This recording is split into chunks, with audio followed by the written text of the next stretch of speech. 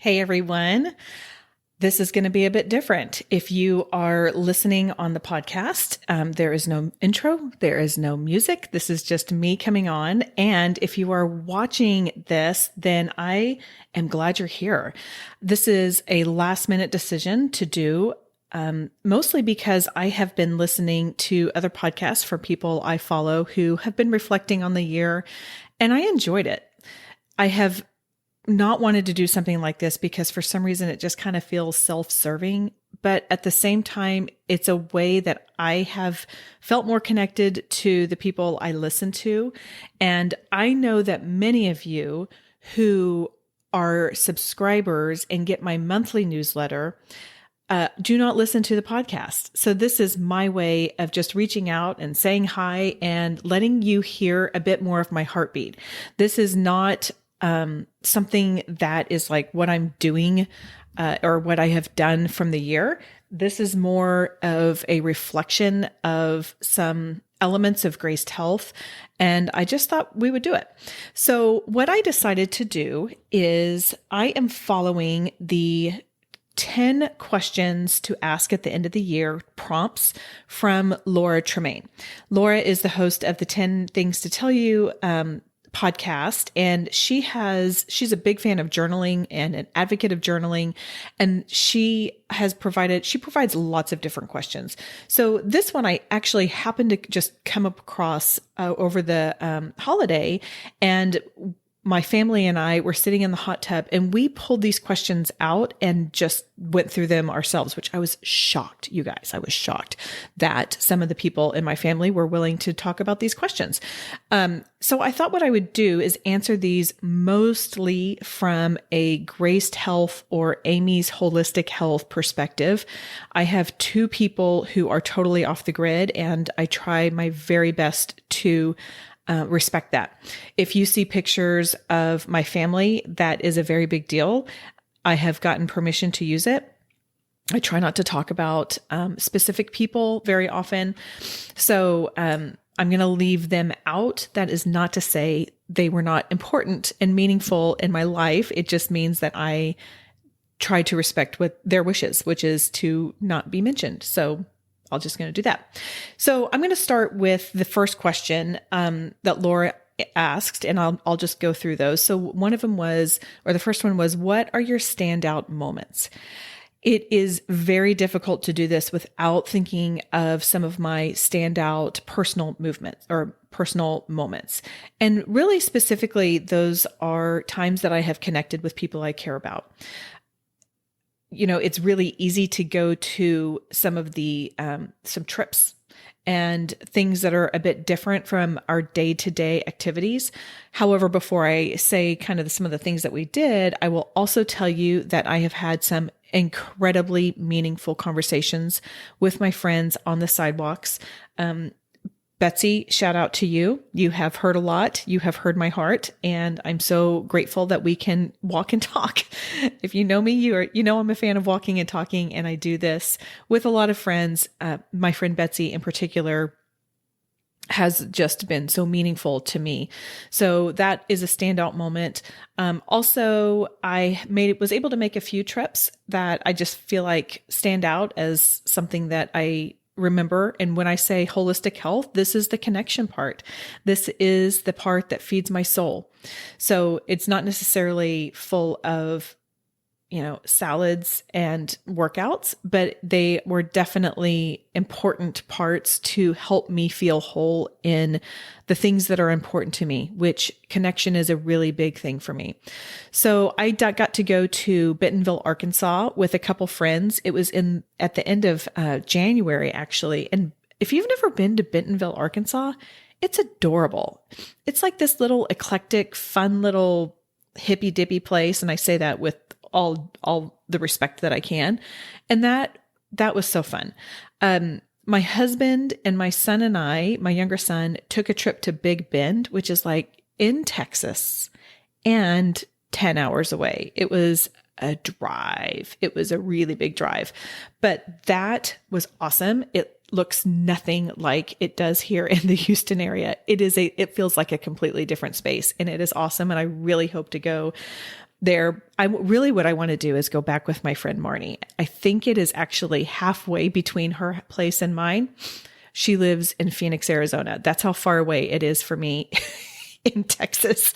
But you met Marnie last year. I think it was last year when we talked about camping, and she's a big camper. And so I would just love to go back with her and do that in a different way. My husband and I went to Napa with my sister and her husband. That is the first trip we have taken with just the four of us. And that was fun. We had a great time. Her husband planned it, which was the biggest gift. It was so awesome to like wake up, number one, and he would go run and then he would bring us breakfast. There was breakfast waiting on the outside of our door for us. It was awesome. We were so well taken care of, and he did all the planning, and it was awesome. It was fantastic. So that was a super special standout moment. And then the final trip that I took was with my friends, my sorority friends.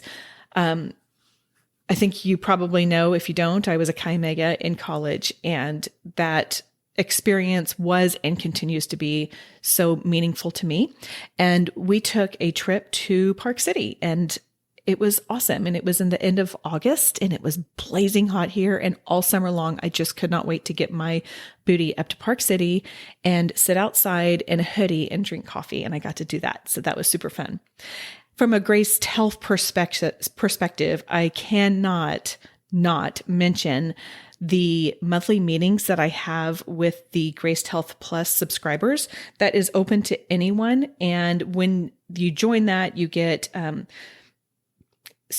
what do I want to say special? What's the right word? You get locked episodes in your podcasting feed. And then we do these Zoom meetups. And then I send, emails periodically. And that's just been a fun way for me to connect with those of you who are listening. So it's a small sample, but it's so meaningful. That is definitely a standout moment for me. The next question is, what would you do differently? Okay. So you're going to hear this theme a couple times today, but one of the things I've realized is I have a gift of vision. I can see things. If I were in the corporate world, I feel like I would be great at business development or strategic planning.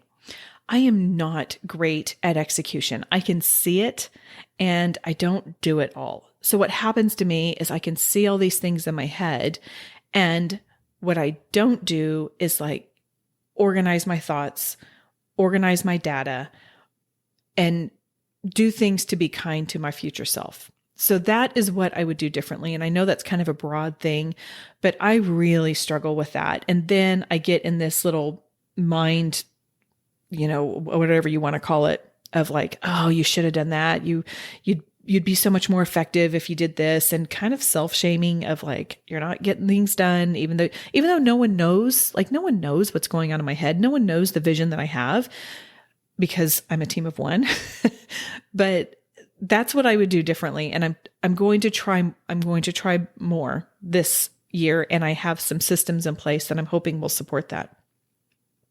The third question is, who did you have the most meaningful conversations with or interactions with? So this kind of goes along with the standout moments. Those trips, absolutely, super meaningful interactions. Again, my friend Betsy, and I also have a friend Kelly who we co-led a Bible study or a small group of young adults. And that was super awesome. We would go together. So it was like 10 minutes in the car there and back. And then every now and then we would get together, either go lunch or walk. But those were really meaningful interactions, that I had with her. So that, and then the other thing too, is I do want to give a shout out, even though it's a different kind of meaningful. I cannot tell you how meaningful it is when you hit reply on these emails, or on the emails that you get, if you have them, and say, great episode, or, hey, I loved this newsletter, or thanks so much, or something like that. Like, those are so meaningful. It is like right now I am sitting here, I am looking at my phone because it is live streaming this onto YouTube. So I can send it in the newsletter. I have a microphone in my face. I have 2 lights on me because lighting is everything. You know this. But I'm sitting here by myself. and I'm talking to you, and I know I'm talking to you, and I think some of you are listening, but like, I don't know. I don't know. And so when I get like proof of life on the other end, that is super meaningful to me. So I want to thank you. If you have done that, I thank you. If you have thought, oh, I don't want to bother her, you're not bothering me. Like, I love it. I kind of do a little happy clap every time I get something because it does mean a lot to me. Okay. And again, this is from the Graced Health perspective, but it says, where did you spend most of your time? So the way that I am interpreting that for this conversation is, what did I spend the most of my time working on? And without a doubt, that is the podcast. So this, and all the things that go behind it. It is not just sitting in front of a microphone and uploading it. There is a lot that goes on the back end. I will not bore you with that. That part I do not enjoy so much, and you'll hear more about this later. But I spend a lot of time on the podcast, and I spent a lot of time on Your Core Strength. So Your Core Strength is a book for young women, specifically high schoolers, but it can go down to maybe 7th, 8th grade, and then up into, I would say, the first couple years of college. I have spent, I started writing that in the summer, and it's been a project. It's been a project. It's been a good project. It's a project I'm proud of, but it's been a lot. So I would definitely say that is where I spent most of my time, which I do not regret. And I believe that those were the right places to spend my time. What are you most proud of? So it is not out yet, but I am really proud of Your Core Strength. I am proud of the intentionality that has gone into it. I am proud of the safe space that I have created for young women to learn not only nutritionally and exercise, science, wise, sound information, but also through a lens of intuitive eating. This was very hard for me to do, by the way. And I had a lot of help. I had a lot of help on this. So that way it is safe. It is diet culture free. It is a place for them to learn things and apply what works for them holistically. And I am proud of it. And I would, as you should be when you release a book. So hopefully that is coming in April. And I'm going to talk more about Your Core Strength here at the end when I go into 2024. The other thing I think I have to acknowledge too is this is something I've been wrapping up. It's now at the editor, and the recency bias is real. So I'm like, that's what my brain is on. That's what I was getting up at 6 o'clock in the morning to do, so I could get things done. So that way, when my kids were awake and home from Christmas break or winter break, that I could spend time with them. So that's something, that's a project I'm proud of. The next question Laura offered is, what content will stay with you? She didn't say content. She said like books, podcasts, movies, news, anything. So I'm taking this as content, and specifically health related content. I really like the Huberman Lab. I have a few episodes that I will recommend if people are asking about them. I think he did a wonderful episode on alcohol and how it relates to your health. There are some other episodes that he's done specifically related to health that I have found fascinating. I don't listen to all of them, but the ones that I've listened to, I do really like. I respect how much research and time he puts into recording those. And I just think he's a great resource. The other piece of content is the book, Feed Yourself by Leslie Schilling. If you are in my, I'm sure you've seen it, but that book was our inaugural book club. So that was really fun to read, and then read again through a book club view, and then talk with her about that. And some of the stuff that she says is hard, and there's definitely some stuff that you want to go, what if? But I keep going back to some of the things that I learned and continue to learn from her. Leslie has definitely kind of held my hand and guided me through diet culture stuff, and I'm really grateful for her. What's the biggest lesson? Okay. So what I get in my own way. That's the biggest lesson I have learned. That I get in my own way. In fact, I even took this to my therapist one time. I was like, I cannot get out of my own way because again, I see the vision, I see the thing, and then I start talking myself out of it and I start backtracking. And I really believe that a lot of that is the enemy just kind of attacking my mind, attacking my spirit. And I'm working through that, but I will think I have an idea that's pretty neat or cool or impactful.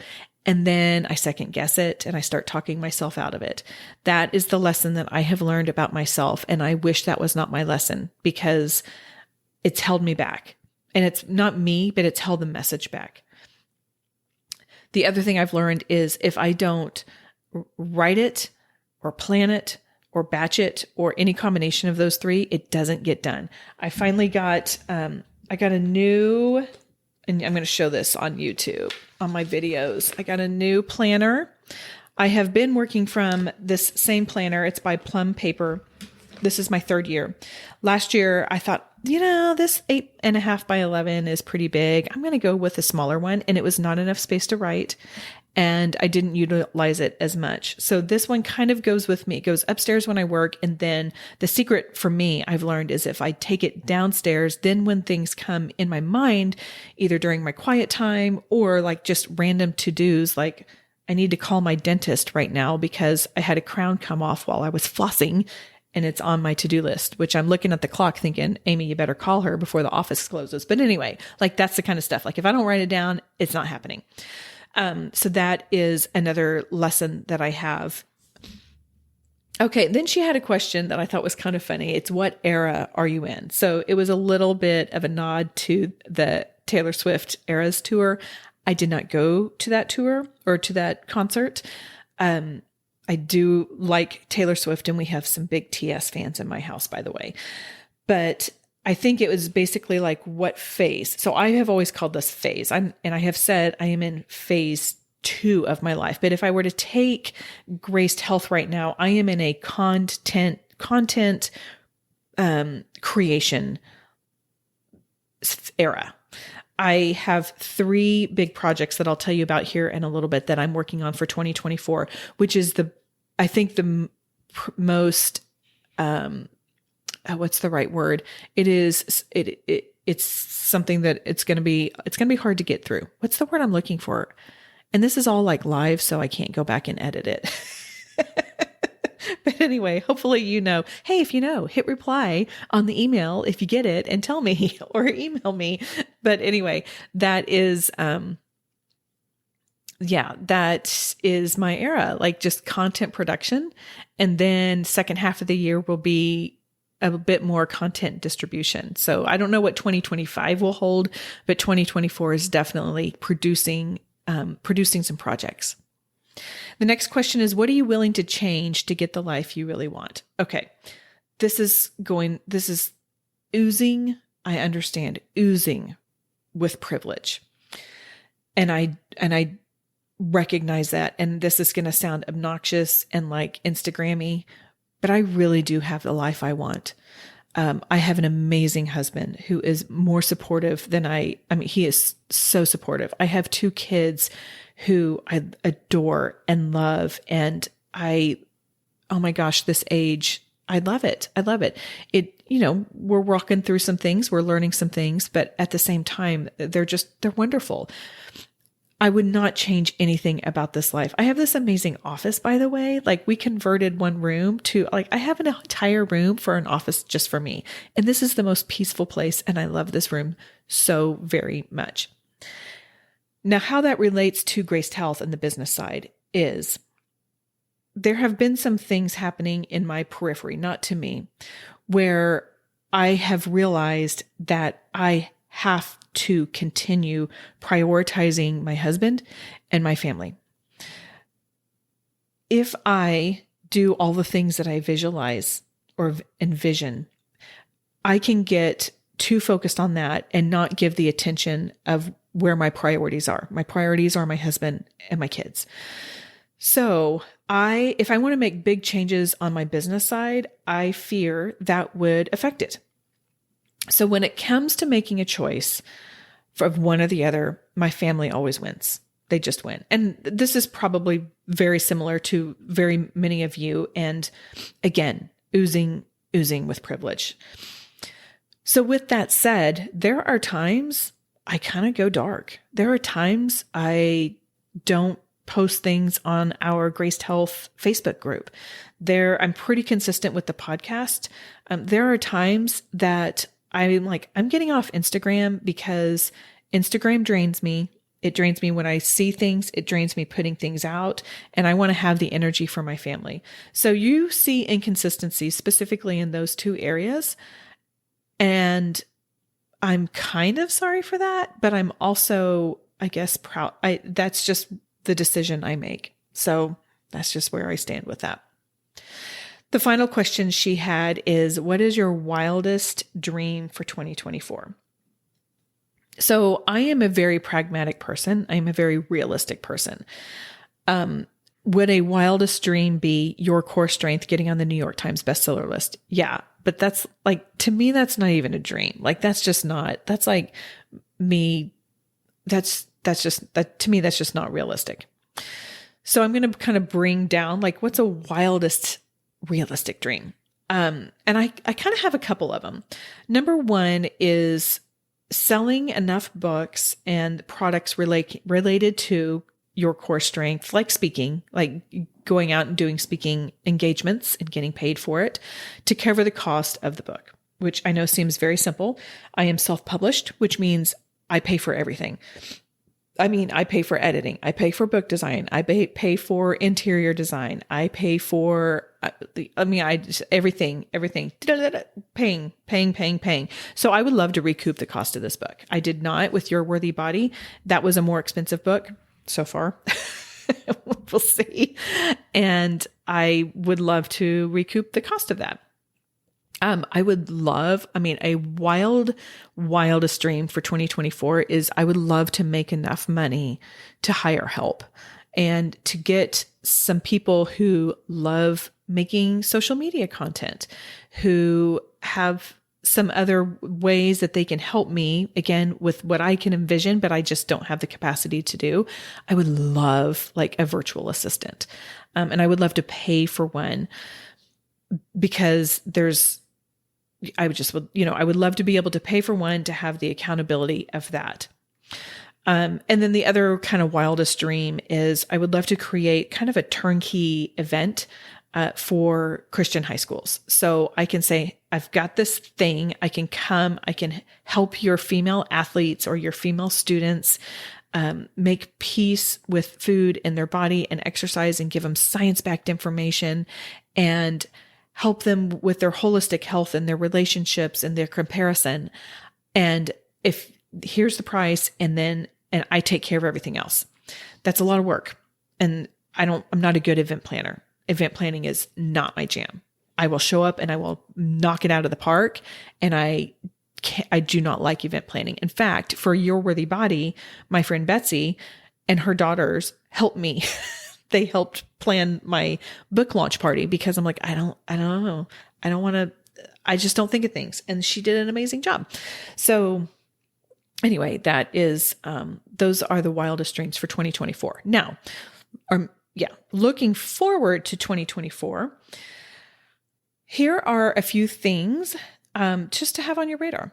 Number one is, starting next week, I have the core essentials coming up.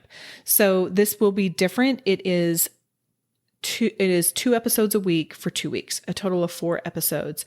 That is identifying and solidifying my message. If you have been with me, none of this is going to be totally new to you, but there are some things that I want to make sure that I'm very clear on and just kind of put that out there. This is part of a bigger plan too. So whenever people sign up for my email list, it's things that I can point them to that they can learn a little bit more about Graced Health. So there's a bigger plan for this, but look for that. I'm calling it the Core Essentials. With that, you will hear new music. You will hear a new intro. And again, I'm just really refining the message and the audience who this is for.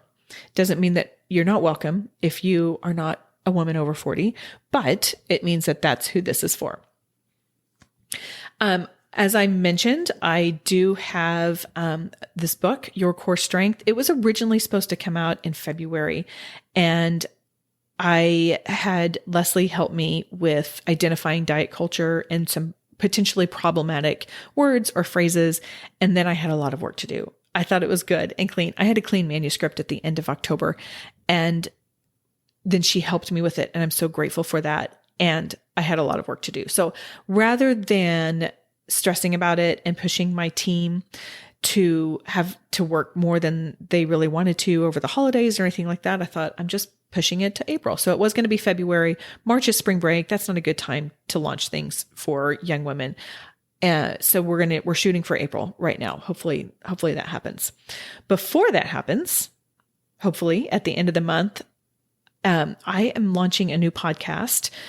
I'm calling it a limited run. I don't know how long it will run, but it will run definitely for at least 6 months, called Lessons to My Teenage Self. And this is specifically for teen girls. And I am saying it's a shortcut of things that I have learned that I wish I would have known when I was a teen. So, that is coming out. I also am interviewing younger people because, let's face it, I am a mom who turns 50 this year. So I just needed some younger people with maybe a little bit less gray and less wrinkles. So I'm hoping to have every other week a young woman between the ages of 20 and 30 sharing the stories that she has learned throughout her time. So I'm excited about that. I've already had some really incredible conversations, and I'm excited to get that out. So this is not the last time you will hear about it. I will definitely be emailing you and letting you know, because if your daughter is interested in learning that, she will be able to tune in either through her favorite podcast app or on YouTube, because I know that that's a place where people, and especially Gen Z, likes to consume their content, and even their podcasts is on YouTube. After that, a couple months after that, I'm releasing a journal that is a 30-day journal. It's kind of designed to be a partner in your morning routine. So this is actually something that will be appropriate for women of all ages. And we will have, I won't give all the details of it, but anyway, that is coming out, and there will be areas for prompts and prayers and check marks to make sure that we've had our water, and just kind of a little checklist of what to do. So that I am excited about.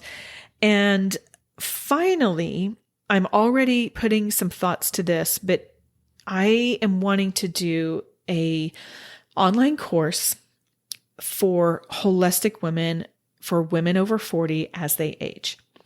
This will include strength training. I know strength training can be very overwhelming if you have not done it, but it will not only include that. So my vision for this, again, vision, right? Like execution, hopefully it happens, but vision is there. My vision for this is it's kind of a one-stop shop for women who are noticing that they are getting older and they need to take care of themselves a little differently, and their sleep is impacted and their stress is impacted. And, okay, I'm supposed to be having calcium and like all of these different things. And it's a one-stop shop, because as we have learned, as we have been going through on the Graced Health podcast, health is not just about exercising and eating. It is so intertwined with everything else, including our mental health and our spiritual health. So that is how I envision it. It will be online. And then again, yes, there will be, I don't know how many, so I'm not even going to say, like a handful, maybe more. I don't really know, of strength workouts and mobility, but it will be much more than that, because let's be honest, you can get on YouTube and search for strength workouts for women over 40, and there's plenty of those. I believe that our health is a lot more than just one thing. And so that's what this is going to offer. And it will offer a lot of the things that I have learned that I've been able to employ as we have been going through this, Graced Health journey. So that is the reflections. And looking ahead, thanks for listening or for watching. I know this is an unscheduled episode over on the podcast. And if you are new to me, then you can kind of hear like, oh, okay, this is what Amy's all about. So have a wonderful weekend or day or evening if you're watching this later. And I appreciate you. Thank you for being part of my community. Thank you especially for the Graced Health Plus subscribers and those who leave tips at the bottom of these newsletters. Those truly do help go to offsetting the back end costs of everything Graced Health. All of my personal this is very different. My business income is completely separate from anything from my family income. And so this, anytime you offer a bit of help, it is greatly appreciated. Thank you, again, for being a part of the community. Thanks for listening. Thanks for trusting me. And I am excited for 2024. I hope you are too. That's all. Have a good one.